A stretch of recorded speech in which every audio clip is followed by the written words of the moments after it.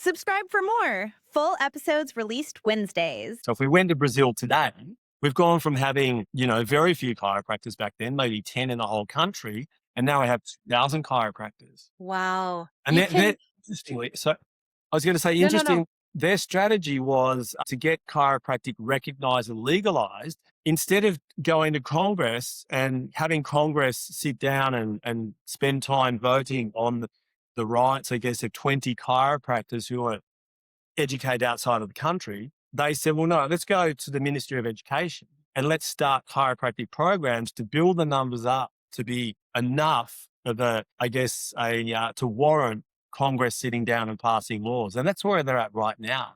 They're going through, this is 20 years later, but Wow. there's 90,000 physios in the country and there's a misunderstanding about what chiropractic does. Mm. That's really important, so that Mhm. strategy is a really important one for other countries where chiropractic's new to follow, and then you Yes. get it to education level properly and then take it to law after that. You know what?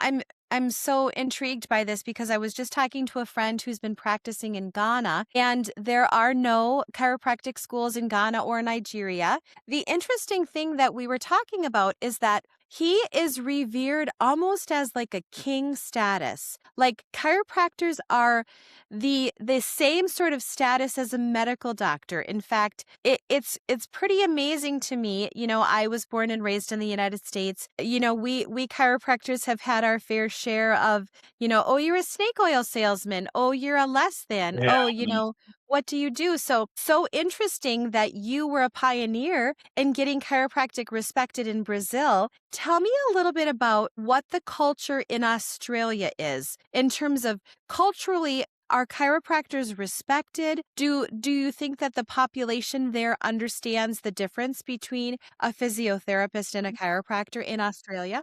Yeah, really good point. Okay, because that was interesting because most of my adult life and professional life, I had the beautiful situation of being able to, I guess, look at errors in Australia, the States, New Zealand, and other countries around education, educating the public in regards to what chiropractors do and contribute to the direction that would take in countries where it was new. It's beautiful. Then I've come home and I came home because mum was sick. And in that time I'd studied functional medicine and she had actually late stage lung cancer. She's still alive, thankfully, but that's why I came home. There's always a purpose, isn't there? And I Yeah. stay because I want to be close to my mum, my family and all the rest. But I sadly see that the population in general, they'll either have had a really great experience with chiropractic and be great fans of chiropractic, right?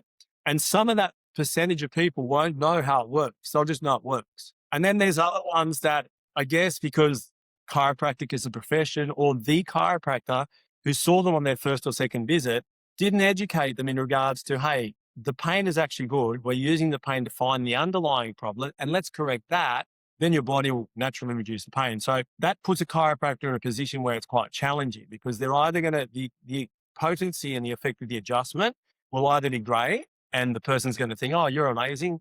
Because they're obviously going to think that the person cured them with that degree of education, yeah? Or they'll go, two other things can happen. Nothing will happen that they can feel, but it obviously did happen. Nervous system just takes a little while. Or sometimes, rarely, you'll get an exacerbation of a symptom. Those last two possibilities, chiropractic didn't work, So, and then obviously we're relying on the Chiropractic Association to educate people, the public, in regards to what chiropractic does. Most people really don't understand that in Australia, it's a 5-year course. Chiropractors graduating with a master's degree level that they study radiology and neurology and they can take x-rays. So they get a license to take x-rays. Thank you so much for listening.